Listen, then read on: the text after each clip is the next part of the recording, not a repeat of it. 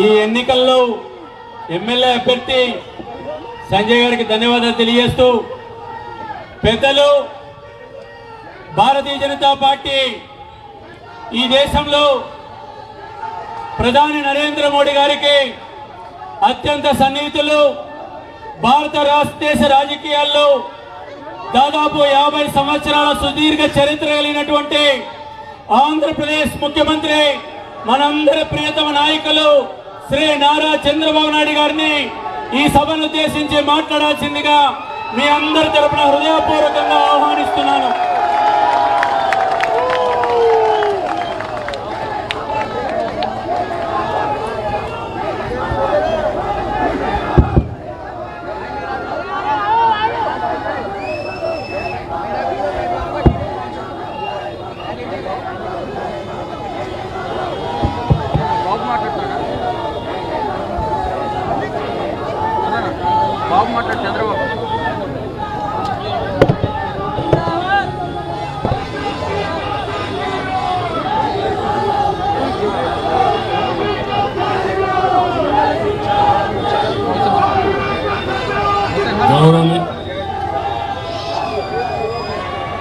అందరికీ నమస్కారాలు.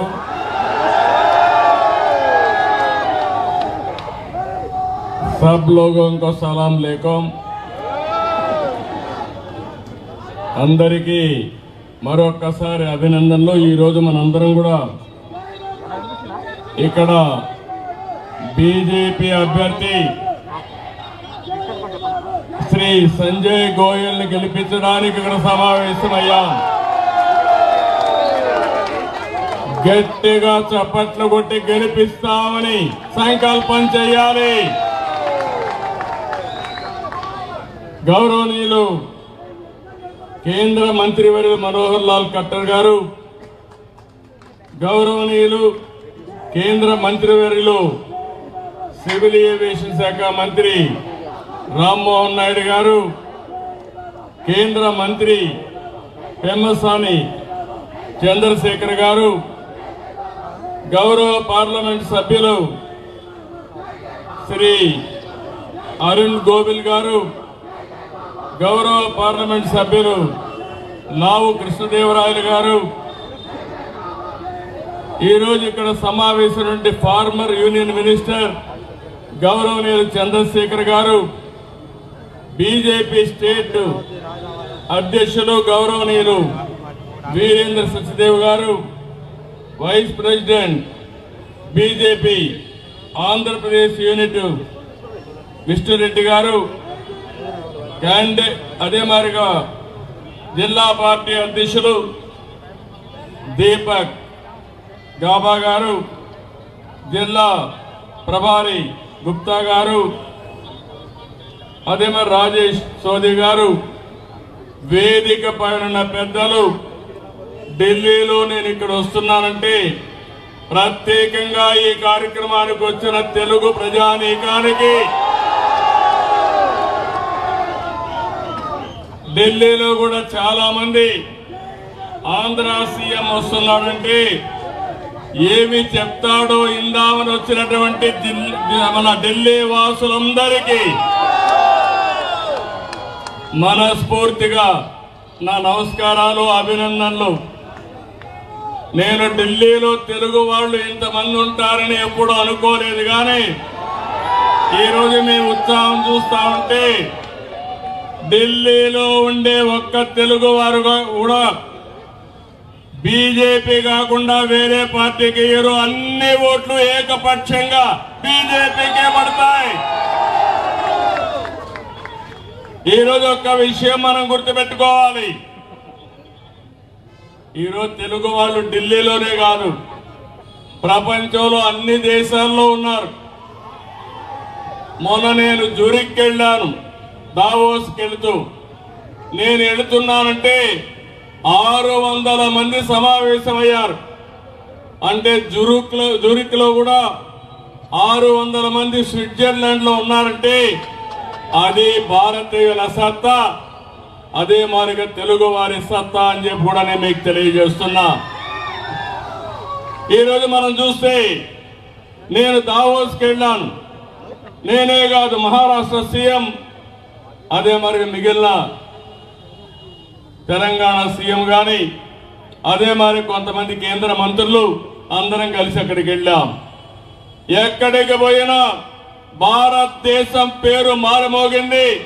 ఎక్కడ పోయినా ఎవరిని అడిగినా నరేంద్ర మోడీ గారి నాయకత్వం భారతదేశానికి ఉందని గొప్పగా చెప్పే పరిస్థితికి వచ్చారు. ఈసారి దావోస్ లో చూస్తే రెండు ప్రధానమైన సమస్యలు ప్రపంచం అంతా కూడా చర్చించారు. ఒకటి ఆర్టిఫిషియల్ ఇంటెలిజెన్స్. ఆ ఆర్టిఫిషియల్ ఇంటెలిజెన్స్ ని ప్రమోట్ చేసే వ్యక్తి మన ప్రధానమంత్రి నరేంద్ర మోడీ గారని చెప్పి మీకు తెలియజేస్తున్నా. రెండోది మీరు చూస్తే గ్రీన్ ఎనర్జీ. ప్రపంచం అంతా కూడా గ్రీన్ ఎనర్జీ వైపోయి వాతావరణ కాలుష్యాన్ని కాపాడే పరిస్థితికి వస్తున్నారు. ఇవన్నీ చూస్తే మొట్టమొదటిసారిగా 2025 దావోస్ లో ప్రపంచం మొత్తం చర్చించే అంశాలు ఈ రెండు ప్రధానంగా ఉన్నాయి. ఒకప్పుడు నేనే 1995లో ఇన్ఫర్మేషన్ టెక్నాలజీ గురించి మాట్లాడాను. ఇప్పుడు ఏఐ గురించి మాట్లాడుతున్నాను. ప్రతి ఒక్క ఇంటికి ఒక ఏఐ తయారు కావాలి. ఇది సాక్షాత్ ప్రధానమంత్రి నరేంద్ర మోడీ గారి విజను. ఈరోజు మీరు ఒక విషయం గుర్తుపెట్టుకోవాలి. ఢిల్లీలో ఉండే ప్రజలందరూ ఆలోచించాలి. అందులో ప్రత్యేకంగా మా తెలుగు తమ్ముళ్ళు, తెలుగు చెల్లెళ్ళు ఢిల్లీలో ఇంటింటికి వెళ్ళాలి. బీజేపీ గెలుపు దేశ చరిత్రకి ఒక మలుపని చెప్పాల్సిన బాధ్యత మీ అందరి పైన ఉంది. ఈరోజు మనందరం కూడా ఒక హిస్టారికల్ అకేషన్ లో ఉన్నాం. నేను ఎందుకు ఈ మాట మాట్లాడుతున్నానంటే ఐటీలో మనం మొట్టమొదటిసారిగా ముందడుగేశాం. భారతీయుల్ని డిఫీట్ చేసే వాళ్ళు ప్రపంచంలో ఎవరూ లేరు. రెండోది యువత, మా తమ్ముళ్ళు ప్రపంచం అంతా దూసుకుపోయే పరిస్థితికి వచ్చారు. భారతదేశానికి డెమోగ్రఫిక్ డివిడెండ్ అంటే యువత ఒక పెద్ద ఆస్తిగా తయారైంది. మూడోది సరైన నాయకుడు మన దేశానికి సరైన సమయంలో ఉన్నాడు. అదే నరేంద్ర మోడీ. ఈ మూడు వల్ల మీరు ఒకసారి చూస్తే దేశం దూసుకుపోయే పరిస్థితి వస్తా ఉంది. ఈరోజు ఆర్థిక వ్యవస్థలో ముందున్నాం, టెక్నాలజీలో ముందున్నాం. ఈరోజు ప్రపంచం మొత్తం భారతదేశం యొక్క బ్రాండ్ మారుమోగుతా ఉందంటే దానికి కారకుడు నరేంద్ర మోడీ అని చెప్పి మీకు తెలియజేస్తున్నా. అందుకని 11 ఏళ్లుగా మీరు చూశారు. 11 సంవత్సరాల్లో మీరు చూస్తే సంక్షేమం, అభివృద్ధి, సంస్కరణ మీద నరేంద్ర మోడీ గారు దేశాన్ని శరవేగంతో ముందుకు తీసిపోయే పరిస్థితికి వచ్చారు. 2047 వికసిత్ భారత్. ఆ రోజుకి మీరు చూస్తే ఇండియా నెంబర్ 1 గా తయారవుతుంది. భారతీయులు ప్రపంచంలోనే శక్తివంతమైన జాతిగా తయారవుతారు. ఎన్నో సంవత్సరాలు లేదు, 24 సంవత్సరాలే తమ్ముళ్ళు, మీరందరూ గుర్తుపెట్టుకోవాలి. అయితే ఇవన్నీ ఒక ఎత్తు. ఢిల్లీకి వస్తే మాత్రం చాలా బాధ కలుగుతుంది నాకు. ఇప్పుడే ఢిల్లీకి వస్తామంటే చూశాను. ఎప్పుడో 95లో పాడుపడిపోయిన హైదరాబాద్ మారిగా ఢిల్లీ తయారైంది.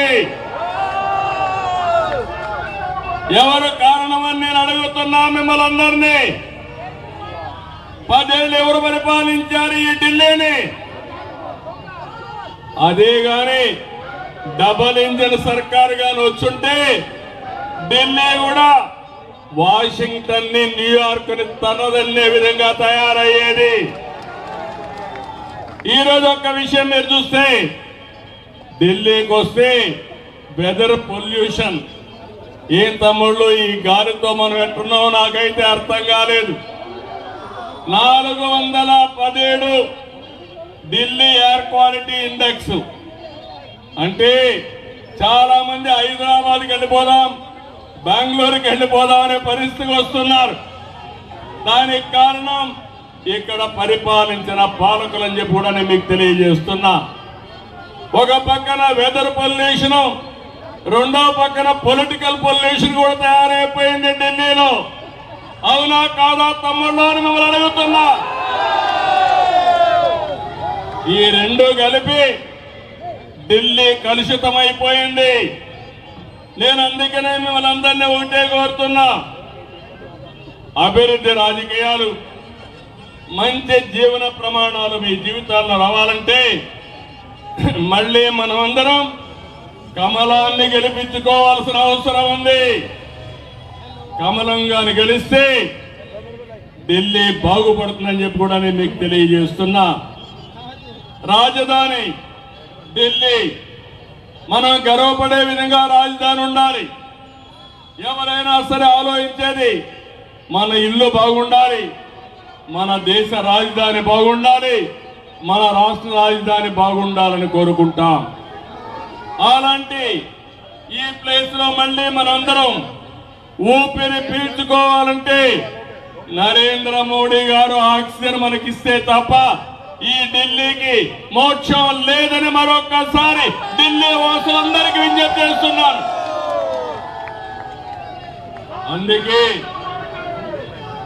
వికసిత్ భారత్ లో భాగంగా ఈరోజు మీరందరూ గుర్తుపెట్టుకోవాల్సింది, ఢిల్లీ అభివృద్ధి కావాలంటే మళ్ళీ బీజేపీ ఇక్కడ అధికారంలోకి రావాలి. నేను ఒకే ఒక విషయం మిమ్మల్ని అడుగుతున్నాను. భారతదేశానికి ప్రపంచం మొత్తం గుర్తింపు వచ్చింది, అందరూ కూడా ఆమోదించే పరిస్థితికి వచ్చారు. అలాంటి దేశానికి రాజధాని ఢిల్లీ సమస్యల వలయంలో చిక్కకపోయే పరిస్థితి, అభివృద్ధి కామన దూరంలో ఉంది. నేను అడుగుతున్నా, 10 సంవత్సరాల్లో ఏం చేశారని అడిగితే మేము స్కూళ్లు పెట్టామన్నారు. బాగానే ఉంది. స్కూల్లో చదువుకున్న పిల్లలకు ఉద్యోగాలు వస్తున్నాయా తమ్ముళ్ళు అని మిమ్మల్ని అడుగుతున్నా. ఈ రోజు ఇక్కడ ఉద్యోగాలు రావు. నోయిడాలో ఉద్యోగాలు వస్తాయి, గుర్గాంలో ఉద్యోగాలు వస్తాయి, హైదరాబాద్కో బెంగళూరుకు వెళ్ళిపోవాల్సిన పరిస్థితి వస్తుంది. దీనికి కారణం ఇక్కడ పాలకులు అవునా కాదా మీరే ఆలోచించాల్సిందిగా మిమ్మల్ని కోరుతున్నా. రెండో విషయం మీరు చూస్తే మొహల్లా క్లినిక్లు పెట్టామన్నారు. కానీ ఈరోజు మనం ఆలోచిస్తే పెద్ద పెద్ద హాస్పిటల్ రాకుండా ఏదో మందులు ఇస్తున్నామని కాలయాపన చేసే పరిస్థితికి వచ్చారు. దేశమంతా స్వచ్ఛ భారత్ వైపు దూసుకెళ్తా ఉంది.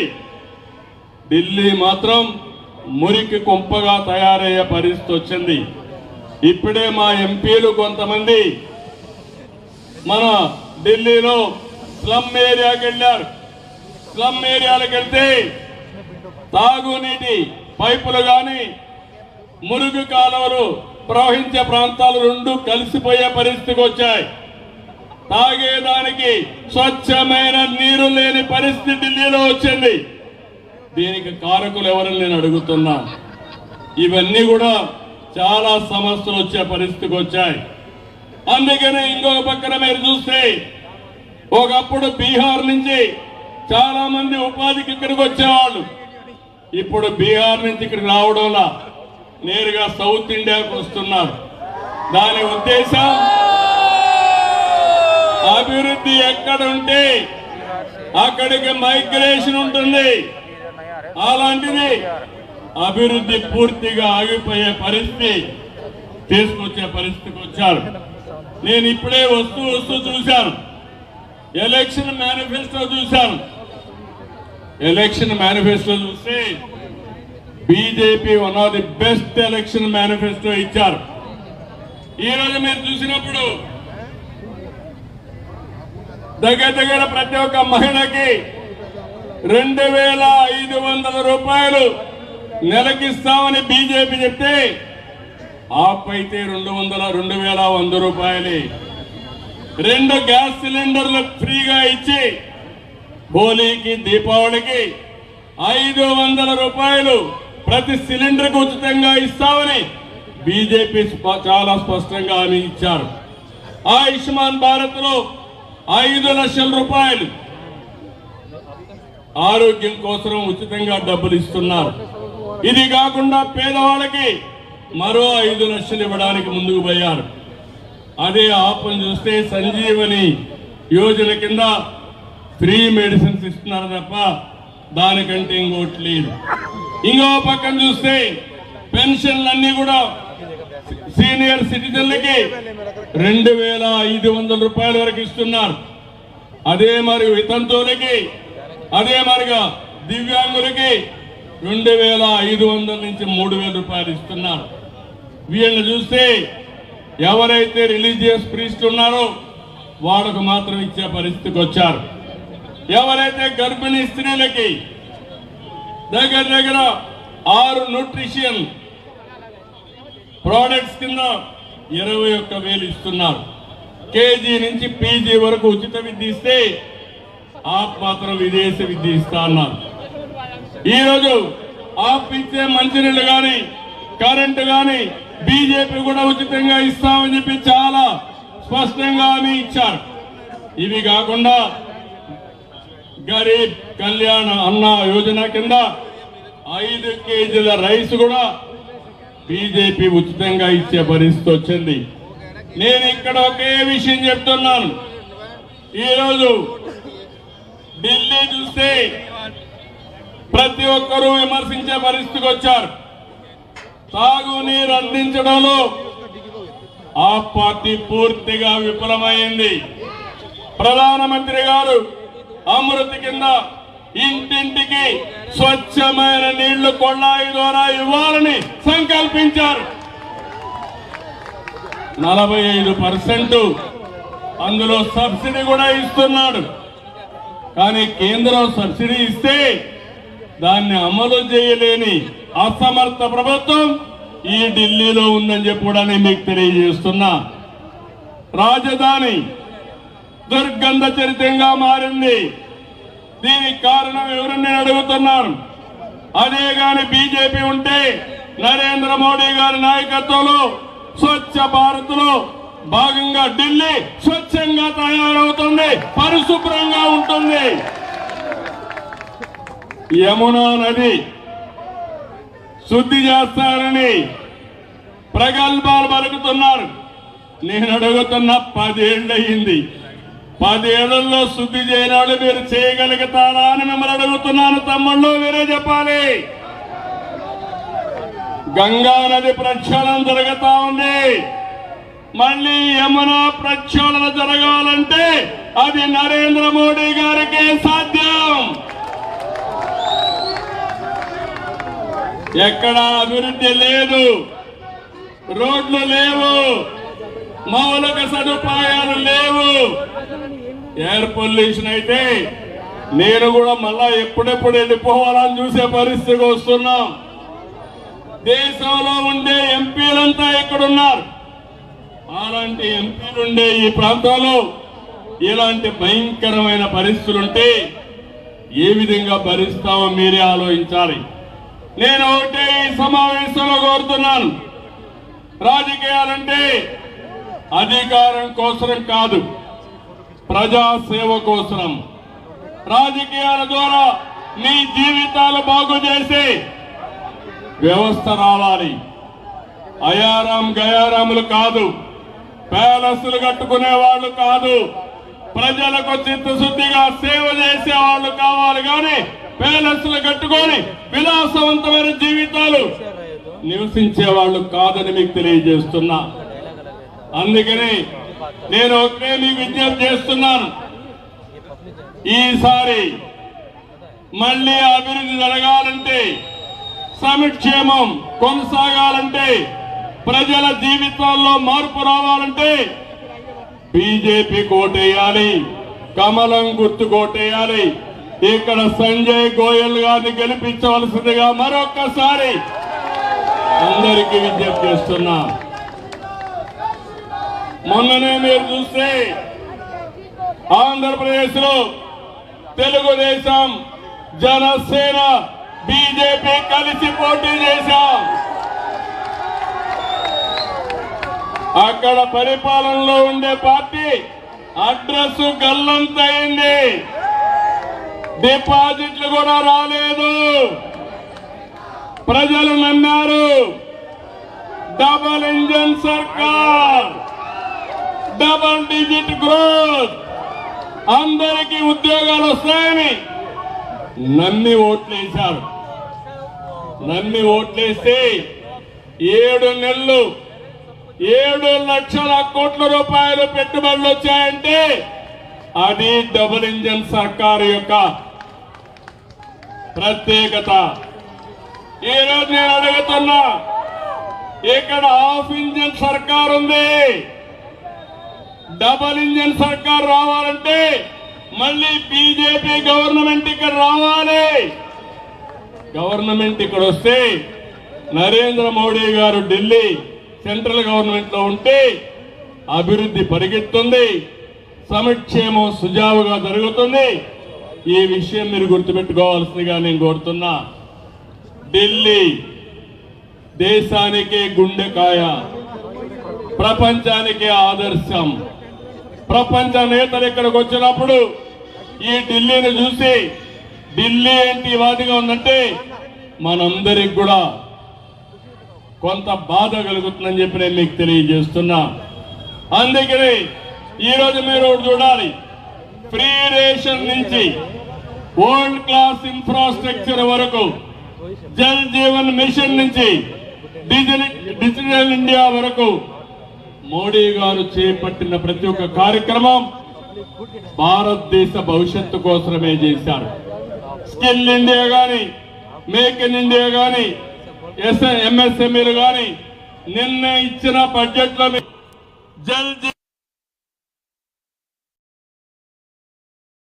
భవిష్యత్తు ఎన్నో కార్యక్రమాలు పెట్టారు.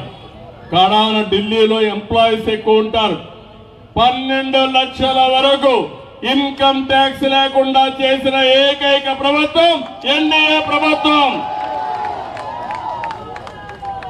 ఇవన్నీ కూడా చూసినప్పుడు నేను మిమ్మల్ని అందరికీ ఒకటే విజ్ఞప్తి చేస్తున్నాను, మీరు కూడా ఆలోచించాలి. ఢిల్లీ అంటే బాగా చదువుకున్న వాళ్ళు ఉంటారు. మీరు కూడా అందరికీ చెప్పాలి, 11 ఏళ్ల ఎన్డీఏ ప్రభుత్వం ఆ రోజు మీరు చూస్తే 11వ స్థానంలో ఉండి ఈరోజు 5వ స్థానంలో ఆర్థికంగా ముందుకు వచ్చాం. అదే మాదిరిగా 2029కి 3వ స్థానానికి వస్తాం. అదేవిధంగా 2047కి నెంబర్ 1 గాని నెంబర్ 2 గాని అవుతాం. ఇది జరగాలంటే నరేంద్ర మోడీ గారి నాయకత్వం సుస్థిరంగా ఉండాల్సిన అవసరం ఉంది. ఢిల్లీలో మీరందరూ కూడా ఆయన నాయకత్వాన్ని బలపరిచే విధంగా ఇక్కడ బీజేపీ పార్టీని గెలిపించవలసిందిగా మిమ్మల్ని అందరినీ కోరుతున్నా. కాంగ్రెస్ పార్టీ ఈ దేశాన్ని భ్రష్టు పట్టించింది, దేశాన్ని నాశనం చేసి కేజ్రీవాల్ ఢిల్లీని భ్రష్టు పట్టించే పరిస్థితికి వచ్చారు. ఢిల్లీ దెబ్బతినే పరిస్థితికి వచ్చింది. నిన్నే మనం చూసాం. ఈరోజు పంజాబ్ ఉంది. ఒకప్పుడు పంజాబ్ అంటే దేశాన్ని రక్షించడానికి పంజాబ్ రాష్ట్రమే ముందుండేది. అదే మరి దేశానికి ఆహారం కావాలంటే పంజాబే సరఫరా చేసే పరిస్థితి ఉండేది. అలాంటి పంజాబ్ ఈరోజు చూస్తే బలహీనపడింది, ఆర్థికంగా బలహీనపడింది. ఇంకో పక్కన ఆరోగ్యపరంగా కూడా ఇబ్బందులు పడే పరిస్థితికి వచ్చారు. అందుకే నేను ఒకటే చెప్తున్నాను, ఒక నాయకుడికి కావాల్సింది ఈ రోజు ప్రజలకు ఏం కావాలో చేస్తూనే రేపు భవిష్యత్తుకి ప్రణాళికలు తయారు చేసే నాయకత్వం మనకు అవసరం అని చెప్పి కూడా నేను మీకు తెలియజేస్తున్నా. అదే ఈరోజు నరేంద్ర మోడీ గారు ఇవ్వగలుగుతున్నారు. అందుకని మీరు ఒకసారి చూడండి, ఆంధ్రప్రదేశ్లో ఋషికొండ కట్టాడు, ప్యాలెస్ కట్టుకున్నాడు. ఆ ప్యాలెస్ లో పోయే లోపల ఇంటికి పోయాడు. ఇక్కడ కూడా కేజ్రీవాల్ చూస్తే బ్రహ్మాండమైనటువంటి ప్యాలెస్ ఇక్కడ కట్టే పరిస్థితికి వచ్చాడు, శేషమహల్ కట్టే పరిస్థితికి వచ్చాడు. నేను అడుగుతున్నా మిమ్మల్ని అందరినీ, శేషమహల్లో గృహప్రవేశం కంటే ముందు ఇంటికి పోవడానికి మీరందరూ కూడా చిత్తుగా ఓడిస్తామని గట్టిగా చప్పట్లు కొట్టి హర్షాన్ని ఆమోదాన్ని తెలియజేయాల్సిన అవసరం ఉంది. నేను ఈరోజు ఢిల్లీకి ఏదో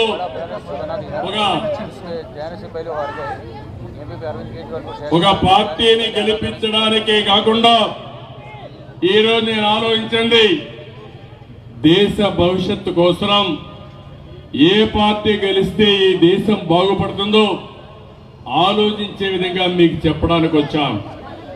ఈరోజు భారతదేశం ప్రపంచ దేశాలన్నీ కూడా ఆసక్తిగా ఎదురు చూస్తున్నాయి. అలాంటి సమయంలో నరేంద్ర మోడీ గారు ఒక విశిష్టత చూస్తే 1 నేషన్ 1 ఎలక్షన్ కూడా తీసుకొస్తున్నాడు. అంటే మీరు మొన్నే చూశారు, హర్యానా ఎన్నికలైనాయి, అందరూ కూడా అన్నారు హర్యానాలో బీజేపీ గెలవదని. కానీ మీరు చూస్తే 1 సైడ్ ఎన్నికలైనాయి, బ్రహ్మాండంగా ఏంటి ఖట్టర్ గారు కూడా ఉన్నారు, బ్రహ్మాండమైన మెజార్టీతో అక్కడ గెలిపించారు. అది మొదటి ఎన్నిక. మొన్న ఎన్నిక వచ్చింది మహారాష్ట్రలో, అక్కడ అన్నారు ఏమవుతుందో అన్నారు, ఏమవుతుందో ప్రజలు చేసి చూపించారు. ఇప్పుడు ఢిల్లీ ఎన్నికలు, నేను చెప్తున్నాను ఈరోజు మీ మూడు చూశాను, తప్పకుండా ఢిల్లీ ఎన్నికల్లో గెలుపు బీజేపీదే. ఈ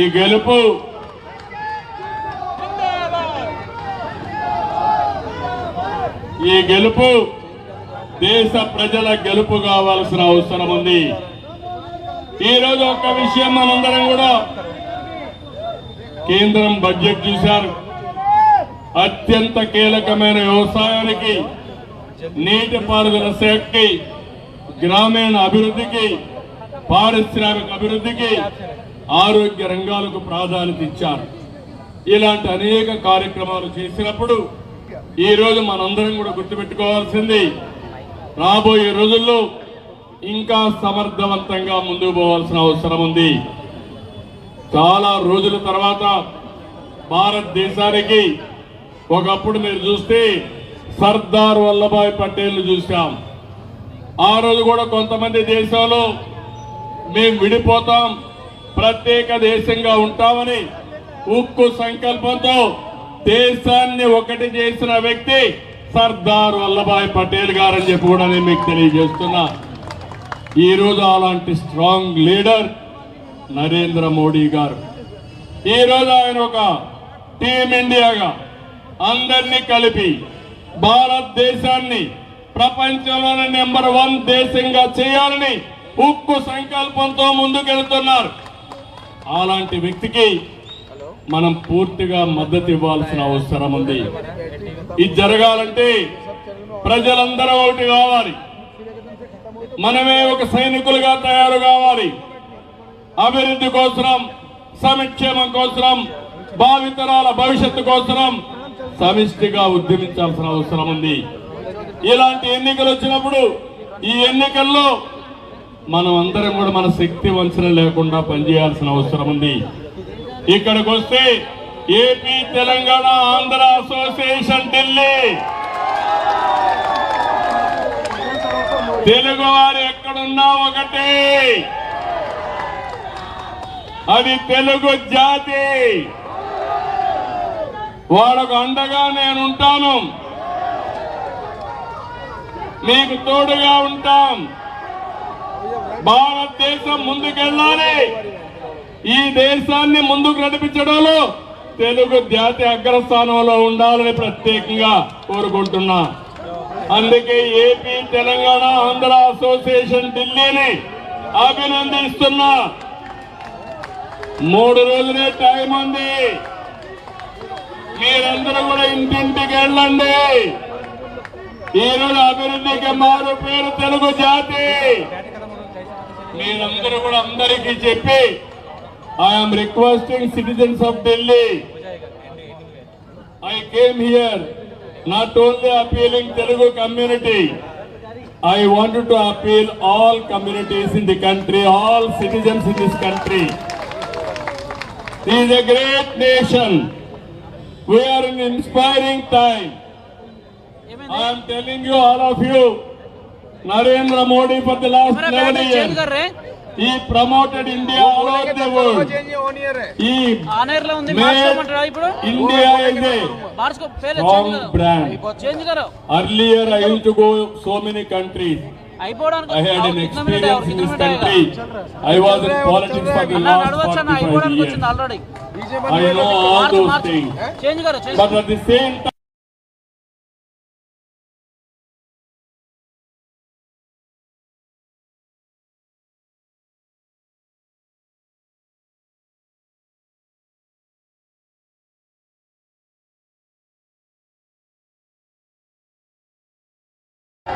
beyond politics,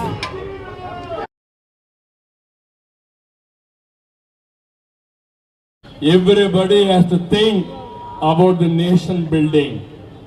There is a stable government. We are growing very well.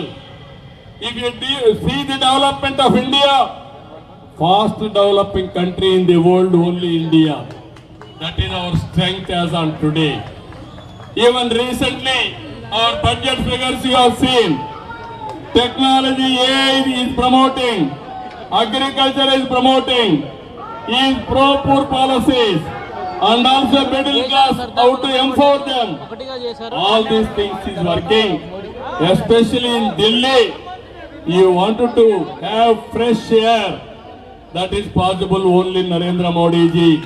I am requesting all of you, you vote for BJP, strengthen BJP. Here Sanjay Goyal is here. All of you have to vote for Sanjay Goyal. Make him to win big majority.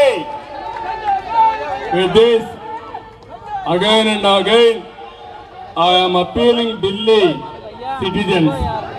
Delhi is very crucial. It is heart of the nation. Globally, people are watching India and also Delhi. Because of capital, we have to be proud of developing Delhi, one of the most beautiful, most livable city that is possible only through Narendra Modi. One is welfare. If Narendra Modi cannot give in Delhi, nobody can give.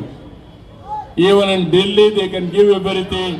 But at the same time, telling you, one side welfare, another side development and long-term vision. These are all the important. All these things are possible only with Narendra Modi ji.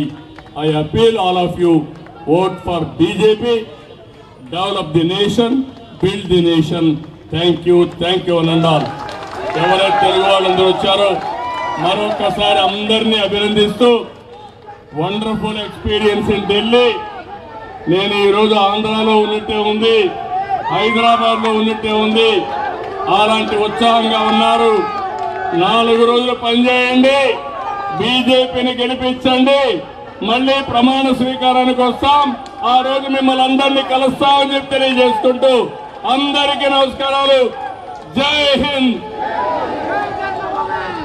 పెద్దలు చంద్రబాబు నాయుడు గారికి Bharatiya Janata party నుంచి ధన్యవాదాలు తెలియజేస్తూ, వారు ప్రచారానికి రావడమే కాదు, Telugu Desam party ఎంపీలందరినీ, మంత్రులందరినీ, అదేవిధంగా ఈ యొక్క ఎన్నికల ప్రచారంలోకి వారు పంపడం జరిగింది. వారందరూ కూడా ధన్యవాదాలు.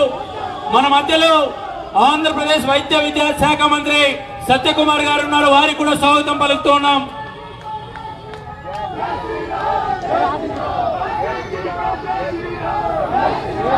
విజువల్